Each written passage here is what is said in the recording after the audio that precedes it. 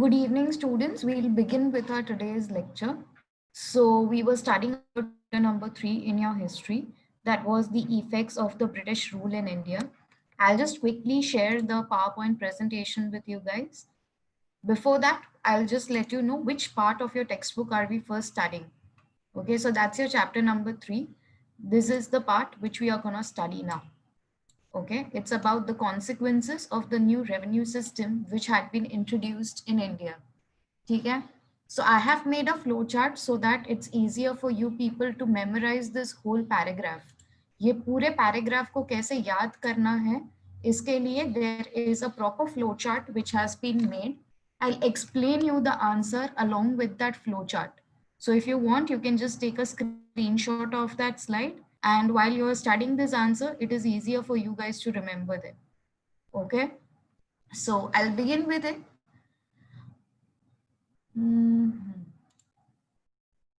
So here we are going to study the consequences of the new revenue system. Revenue system, इसका मतलब क्या है?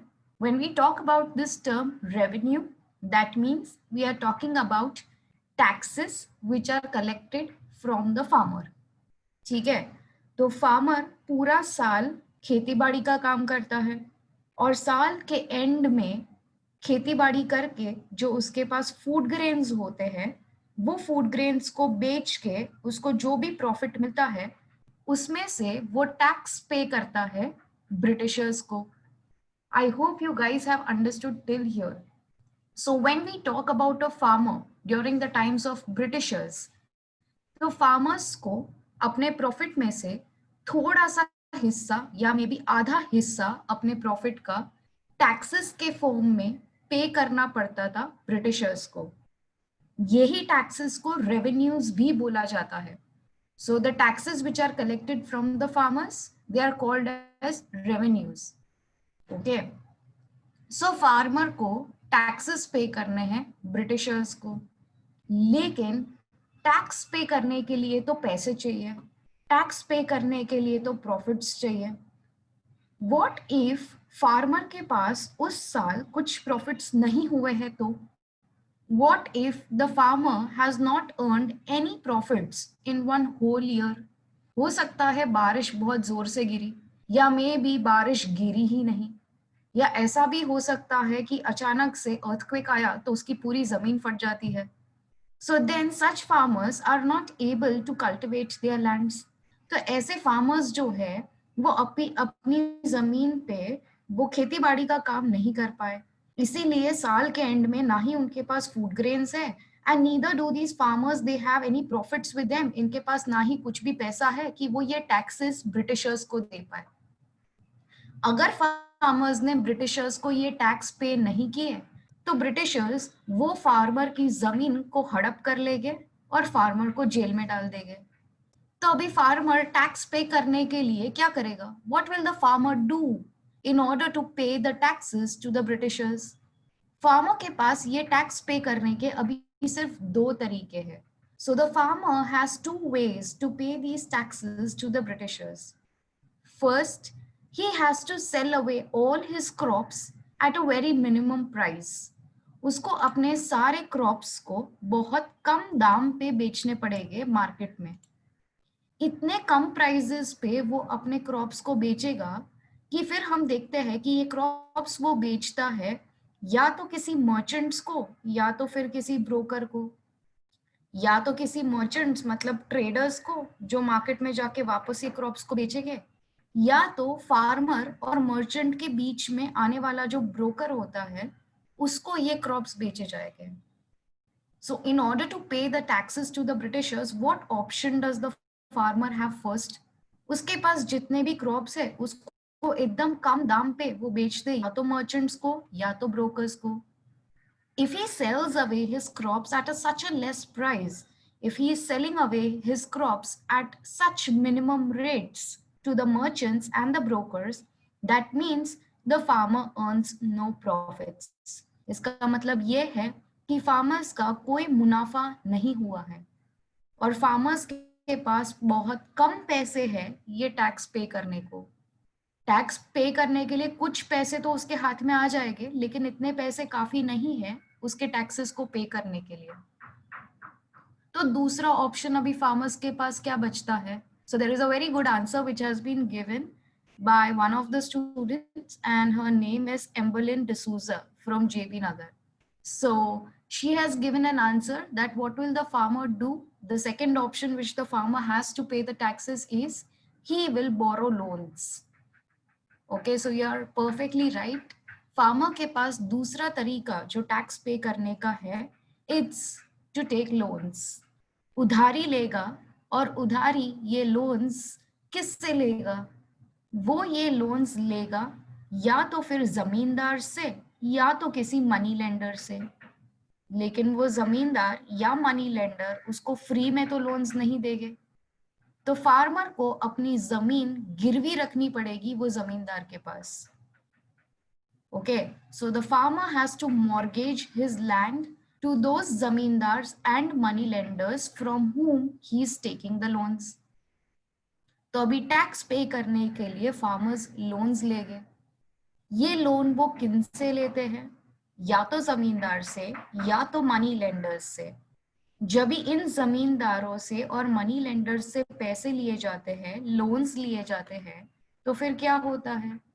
अगर farmer ये लोन को पे बैक नहीं कर पाता मनी लेंडर या जमींदार को, तो वो मनी लेंडर या जमींदार वो फार्मर की फिर फाइनली जमीन ले लेगा। So if the farmer is not able to repay the loan back to the zamindars and the money lenders, then the money lenders and the zamindars will take away the lands of the farmers. तो farmer को जबरदस्ती अपनी जमीन बेच देनी पड़ेगी इन जमींदार और मनी लेंडर्स को। हम देखते हैं या तो फार्मर बहुत कम दामों पे वो अपने क्रॉप्स को बेचता है और फिर उसमें से थोड़ा पैसा कमा के उसमें से थोड़ा टैक्स पे करता है, बट फिर भी पूरा टैक्स पे नहीं किया जाता। So that is why he has to take loans in order to pay the taxes to the Britishers. तो लोन लेने के लिए उसको जमीन गिरवी रखनी पड़ती है। चलो लोन्स के उसने टैक्स पे तो कर दिए ब्रिटिशर्स को, लेकिन ये लोन का पैसा अगर वो नहीं पे कर पाया जमींदार और मनी लेंडर्स को, तो फिर क्या होगा? उसकी जमीन को ही बेच दिया जाएगा और ये जमीन उसके हाथ से चली जाएगी। So basically, absolutely right, Gaurang, these farmers will become bankrupt. ये farmers के पास कुछ बचेगा ही नहीं। farmers के पास अभी ना ही जमीन है, ना ही उसके पास पैसे है, ना ही उसके पास घर है रहने के लिए। उसने सब कुछ बेच दिया है और वो पूरा गरीब हो चुका। He has come down to streets. So when he is not able to pay the taxes to the Britishers confiscate his land. तो ये जो फार्मर्स थे ये ब्रिटिशर्स से बहुत ही ज्यादा टॉर्चर हो रहे थे। तो फार्मर्स को एक्सप्लॉइट कौन कर रहा है?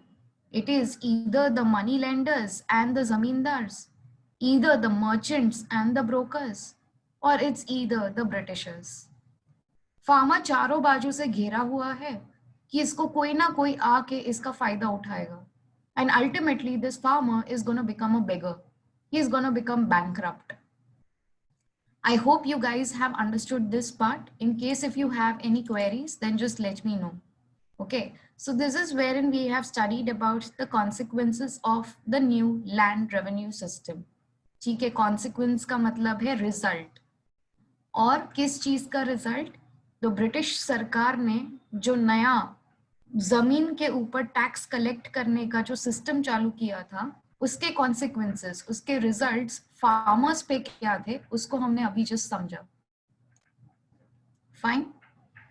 सो Tanishka is asking this question, was there any solution for this problem? There was absolutely no solution for this problem, because if we talk about the government, if we talk about the Britishers, they only wanted profit and they only wanted some benefit out of the entire lands which India had. Okay, fine. So next we'll study about commercialization of agriculture. ठीक है, what is commercialization of agriculture? We'll try to understand this. Commercialization का मतलब, commercialisation का मतलब ये है कि तुमने धंधा बना दिया है एग्रीकल्चर को। Fine. So I will just show you the PowerPoint presentation all again. We'll go back to it. Just give me a minute.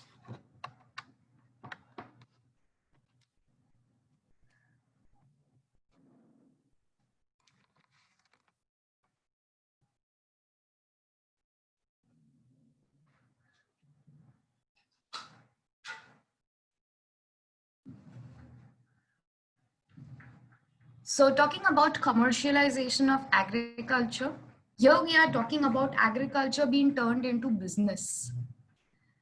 India में पहले छोटे मोटे गांव होते थे और ये छोटे मोटे गांवों में एग्रीकल्चर होता था, फार्मिंग होता था। और ये फार्मर क्या करता था? फार्मर ज्यादातर फूड ग्रेन्स कल्टीवेट करता है। This farmer he most of the time is cultivating food grains. ये फूड ग्रेन्स का वो क्या करेगा? ये फूड ग्रेन्स वो अपने गांव में ही बेच देगा और ये गांव वाले ये फूड ग्रेन्स कंज्यूम करके सेल्फ सफिशिएंट हो जाते हैं। Okay, so here what happens, farmer को अगर वो फूड ग्रेन्स कल्टीवेट करता है तो उसको कोई मुनाफा नहीं मिलता है। He doesn't get any profit if he is cultivating food grains, because food grains are being sold at a very minimum price. They are being sold at no profit ratio. अगर farmers grains के अलावा crops grow करता है, then he gets a lot of profit. तो वो tax भी pay कर पाता है. So here when we talk about this farmer, he either has an option to cultivate food grains or to cultivate cash crops. Food grains they give him no profit, तो farmer बोलेगा मैं food grains क्यों cultivate करूं, मैं cash crops ही cultivate करूंगा जो मुझे बहुत सारा प्रॉफिट देता है। So the farmer started producing cash crops. अब ये कैश क्रॉप्स क्या है? ये वो क्रॉप्स है जो फार्मर्स को इंस्टेंट कैश देता है, इंस्टेंट पैसा देता है।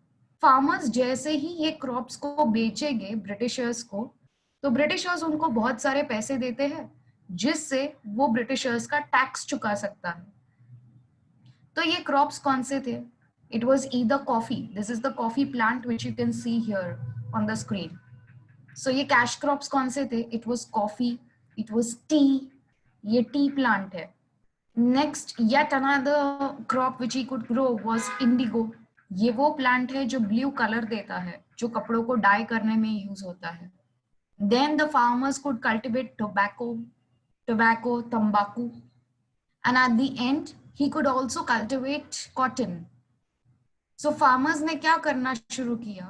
फूड ग्रेन्स को कल्टीवेट करना बंद कर दिया, and instead of food grains he started cultivating cash crops.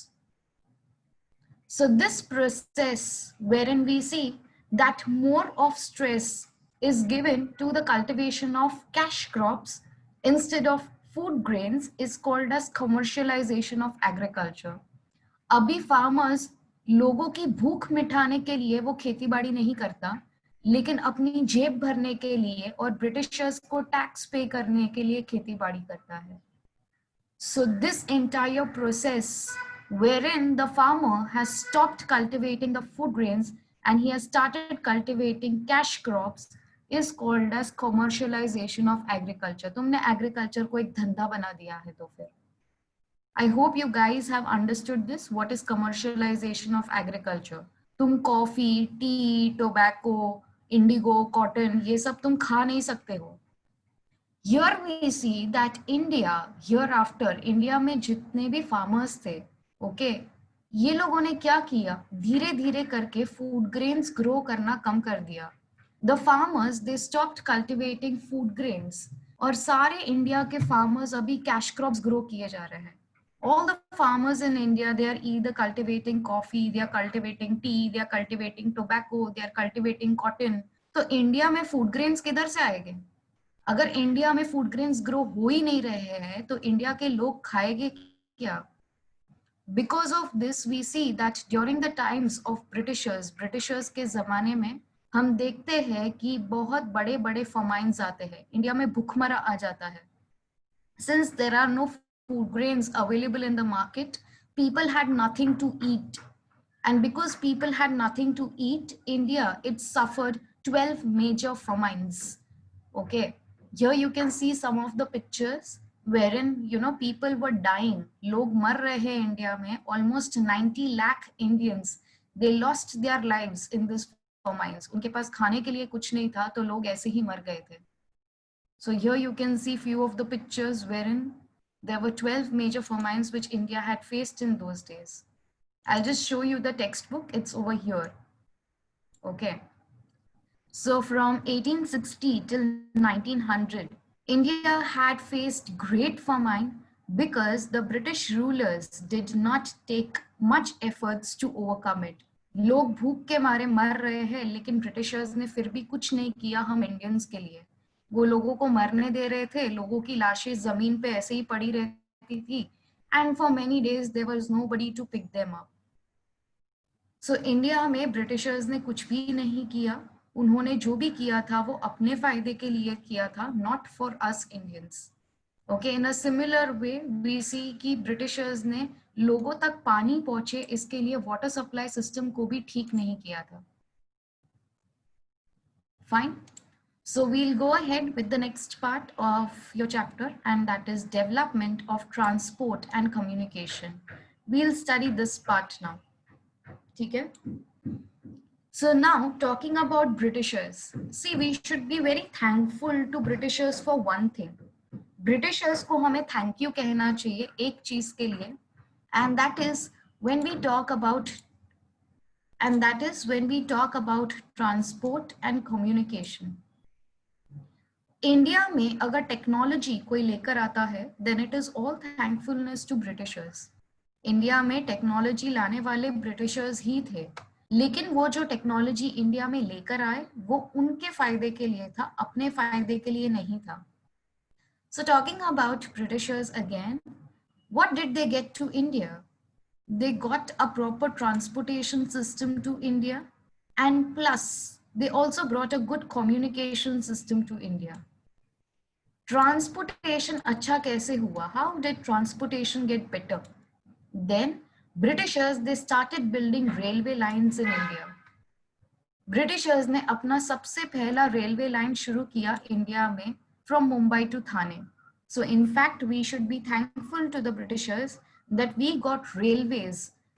In those days when Britishers were ruling over India, India had the 4th largest railway network in the world. So we should be thankful to the Britishers for this reason. वो जमाने में Indians को पता नहीं था telephone क्या है. So all thankfulness to Britishers again. They introduced telegraphic system. India में टेलीग्राफ सिस्टम जो था ये ब्रिटिशर्स लेकर आए थे, जहाँ पे बड़े बड़े शहर मुंबई से लेके, चेन्नई से लेके, कोलकाता से लेके, all these big cities of India were now connected through the telephone lines, and this brought many cities across India to come closer. Transportation अच्छा किया, कम्युनिकेशन सिस्टम भी अच्छा किया, तो इससे क्या ब्रिटिशर्स का फायदा होगा? ब्रिटिशर्स इंडिया पे अच्छे से रूल कर पाएंगे, वो अच्छे से धंधा कर पाएंगे. So in order to increase trade, ताकि ब्रिटिशर्स इंडिया में अपना ट्रेड, अपना बिजनेस और भी अच्छा कर पाए, और इंडिया पे वो कन्वीनियंटली एडमिनिस्ट्रेशन कर पाए, इंडिया पे वो कन्वीनियंटली रूल कर पाए, इसलिए उन्होंने ट्रांसपोर्टेशन और कम्युनिकेशन को अच्छा किया था. They also started postal system in India. इसका मतलब ये है कि आज के बाद इंडिया में अगर तुम्हें लेटर्स और पार्सल्स एक जगह से दूसरे जगह पे भेजने हैं, then there was a good postal system which had been introduced by the Britishers again. चलो ये सब टेक्नोलॉजीज तो ब्रिटिशर्स के फायदे के लिए थी, but how we Indians got benefited to it? Indians का इसमें क्या फायदा हुआ? हम देखते हैं कि इंडियंस जो थे पहले, उनके पास ये टेक्नोलॉजीज नहीं थी, तो वो इजीली एक शहर से दूसरे शहर जा नहीं सकते थे, इजीली वो एक शहर से दूसरे शहर में किसी को कांटेक्ट नहीं कर पाते थे, because there was no postal system और there was no telegraph system. अभी इंडियंस के लिए ये सब चीजें बहुत इजी हो चुकी है, and that is why it has brought a sense of unity amongst them. अभी ये इंडियंस सब एक साथ हो गए हैं और उनके बीच में यूनिटी आती है, क्योंकि ये नॉर्थ के लोग साउथ के लोगों से बहुत इजीली बात कर पाते हैं. Okay, so here are few of the pictures now which you can see on the screen of the railways which Britishers they brought to India. So ये रेलवे सिस्टम है जो ब्रिटिशर्स, ये वो जमाने के फोटोग्राफ्स है, ब्रिटिशर्स के जमाने के फोटोग्राफ्स है, which you can see over here, wherein they had introduced railway lines in India. Okay. So these were the first railway lines which you can see they had been started from Mumbai to Thane. और के बाद लगभग 40 kilometres तक ये railway lines को बढ़ाया गया था. Fine. So we'll continue with the next part in your chapter. And now we shall discuss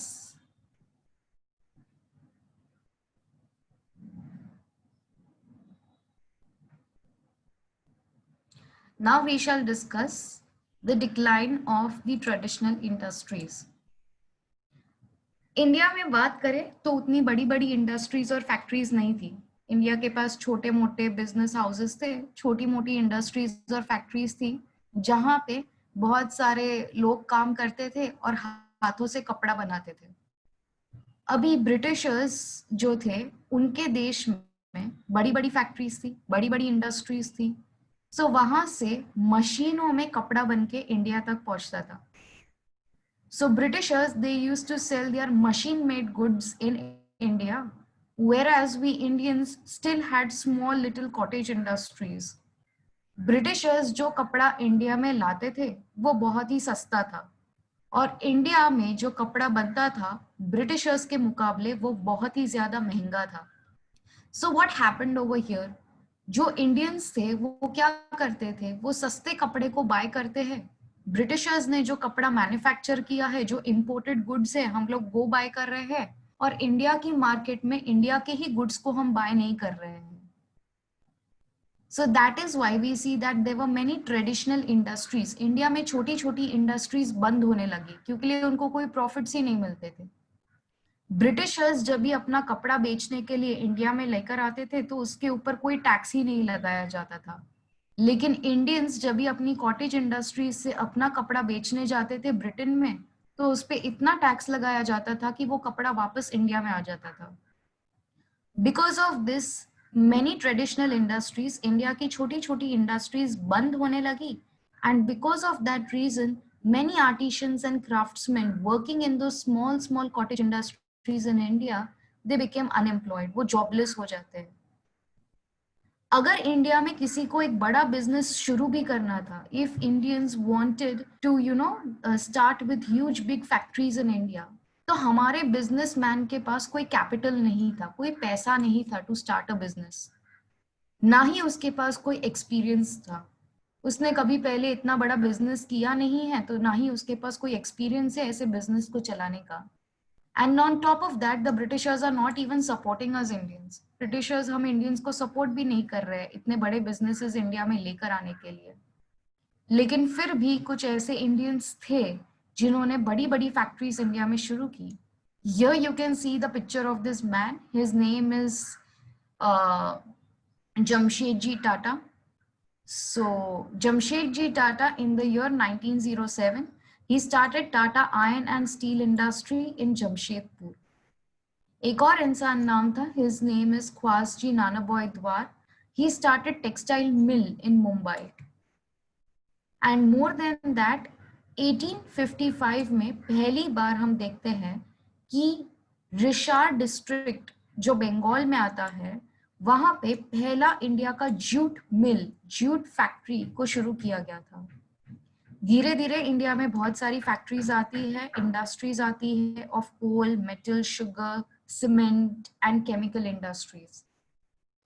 I'll show you some pictures after this wherein we'll discuss the last part of this chapter. अभी ये chapter का हम last part discuss करेंगे. Again, we Indians should be thankful to the Britishers in certain ways.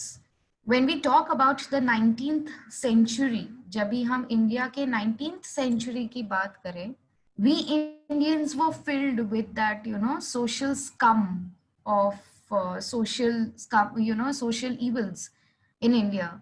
India की अगर बात करें तो इंडिया का सोसाइटी बहुत खराब प्रैक्टिसेस करता था. सती प्रैक्टिस होता था, चाइल्ड मैरिज होता था, women were not allowed to study. Then we see that the widows were very ill treated. India में स्कूल्स जो थे उसमें अभी भी गीता, कुरान ये सब पढ़ाया जाता है. So we Indians were very backward with our idea, with our mentality. Politics क्या होता है हमें पता ही नहीं था. With Britishers coming to India, 19th century में जब भी यूरोपियंस और ब्रिटिशर्स इंडिया में आते हैं तो हमारा देखने का नजरिया बदल जाता है. Why is it so? Indians को कुछ नए नए वर्ड्स सीखने को मिलते हैं. Okay, Indians they learned what is humanitarianism, what is democracy, what is nationalism, what is liberalism. ये सारे नए नए कंसेप्ट्स, ये नए नए वर्ड्स, ये सब ब्रिटिशर्स ने हमें सिखाए हैं. So what is humanitarianism? You study human beings. इंसान को समझने का एक पूरा सिस्टम, उसको ह्यूमैनिटेरियनिज्म बोला जाता है.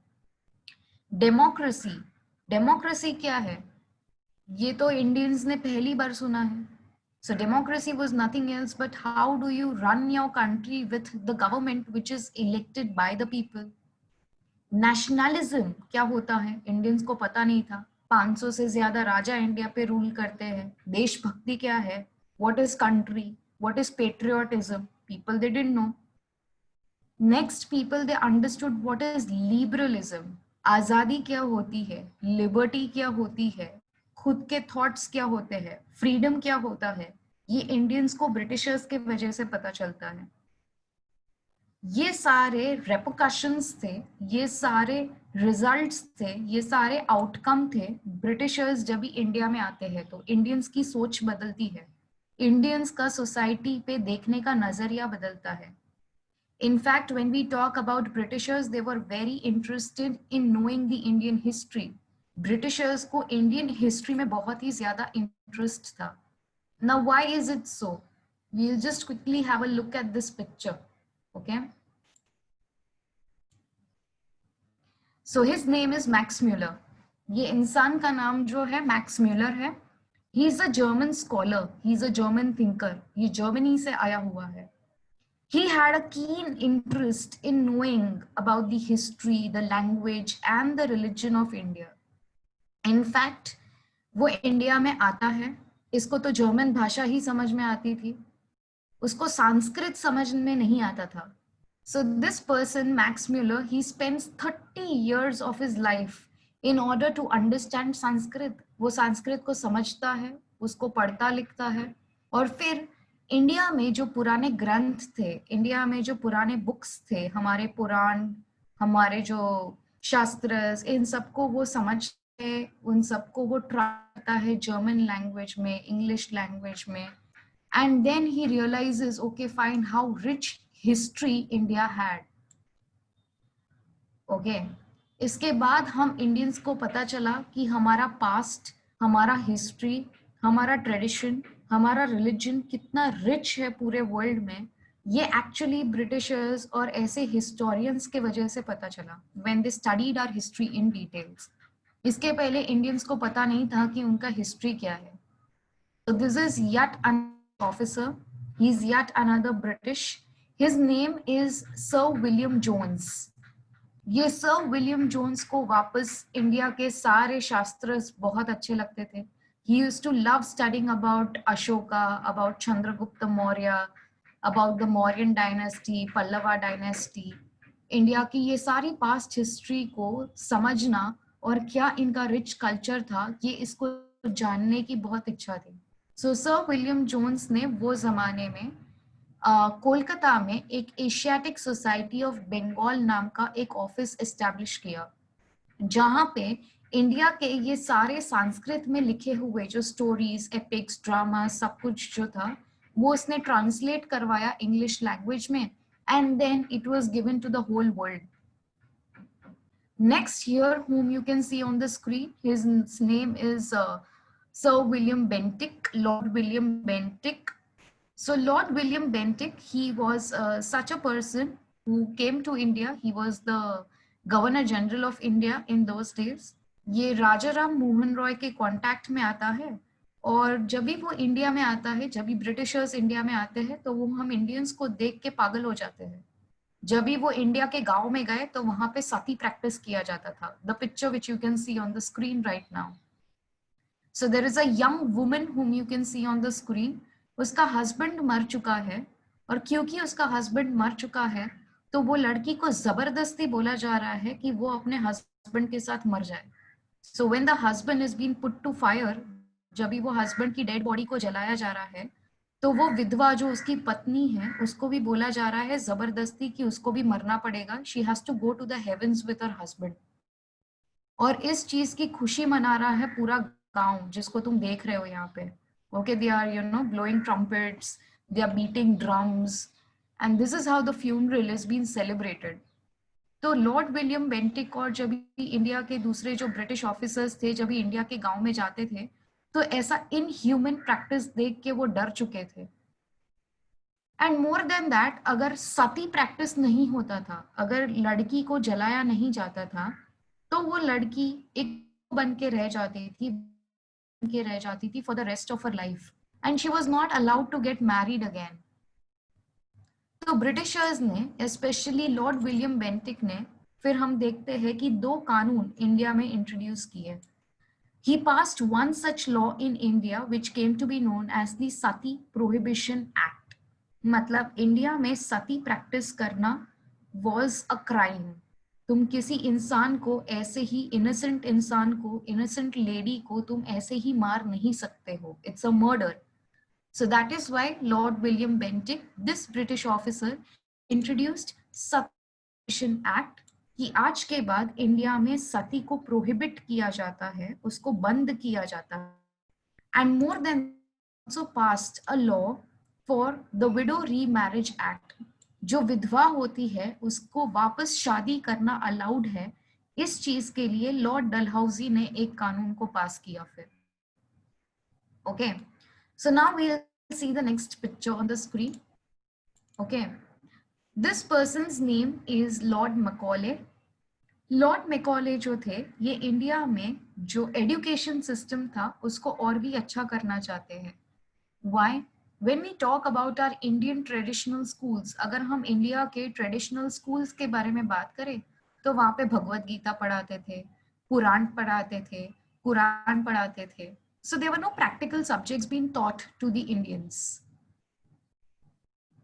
So there were no practical subjects which were being taught to the Indians.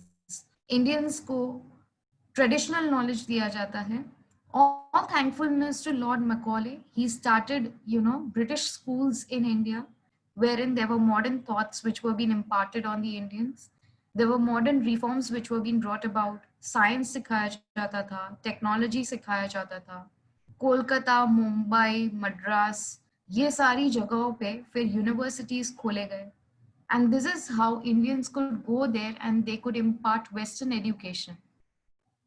I hope you guys have understood till here. That's all for today's lecture. In case if you have any queries, you guys can stay back or else we'll end it today.